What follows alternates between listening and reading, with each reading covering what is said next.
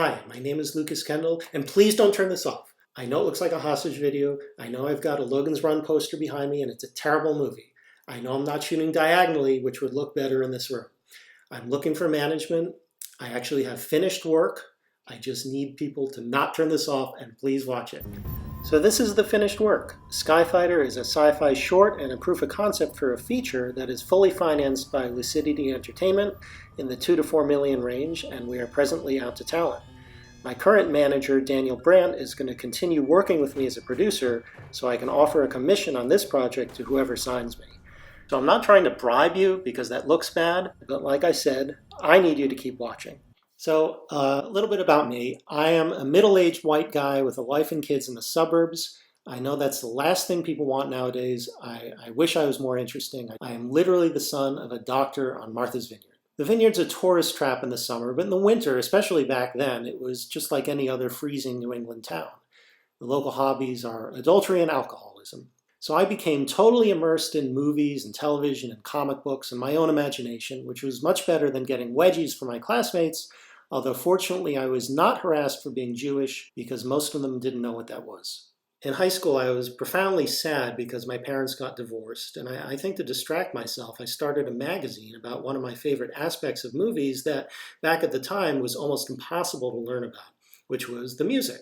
This was before soundtracks were cool, before the internet became a thing, so I had to mimeograph a hard copy newsletter and mail it out to a few dozen pen pals and a few hundred subscribers and then a few thousand.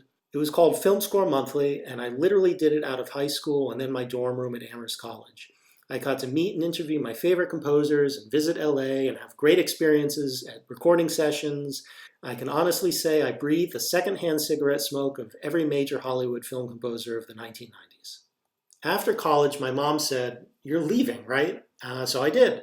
I moved to Los Angeles and I added a record label to the magazine where I licensed the rights to classic movie and TV soundtracks to release hundreds of CDs for the collector's market. Everything from Star Trek to Superman to James Bond and literally hundreds of obscure classics. It was terrific fun. But I always knew I wanted to make movies, so I started to write screenplays. I probably spent 10 years writing the world's worst screenplays, but I learned the craft and I got a mentor, my friend Robert Nathan, who's a novelist and a showrunner for Dick Wolf. Robert and I wrote a few scripts together, and one was so intriguing to us that we made it ourselves. It's called Lucky Bastard. We wrote and produced it together, and Robert directed. It's a sweet family film. I'm kidding. It's a found footage movie about a porn shoot that goes horribly wrong. It's actually about a crazy, murderous incel before the word incel was even coined. For us, it's an art film, so we got it rated, and it's actually one of the handful of movies ever made that's rated NC-17. True story. We showed Lucky Bastard to the sales division of a major agency, and they watched it. And then they said, "It's very interesting and we cannot represent this movie."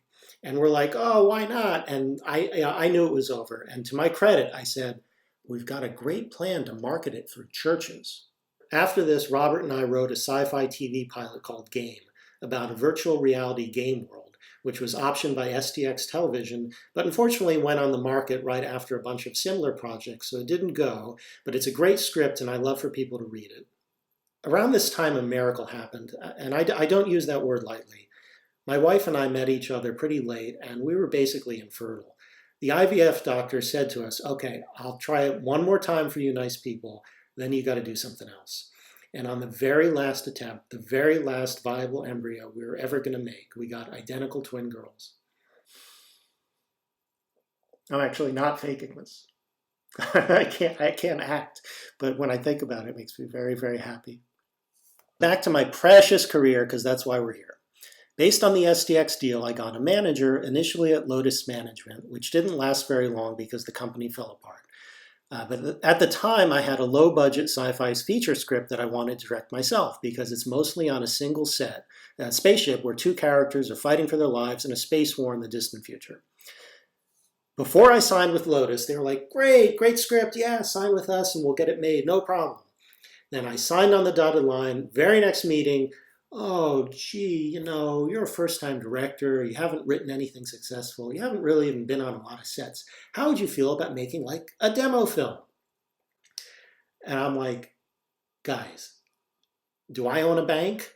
So it took a while, but finally I said, all right, I'm not going to grow old and never try to do what I want to do and live my dreams.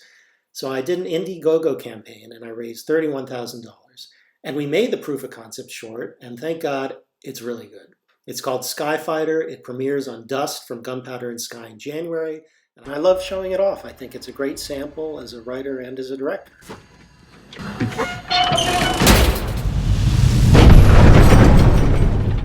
I saw friendlies.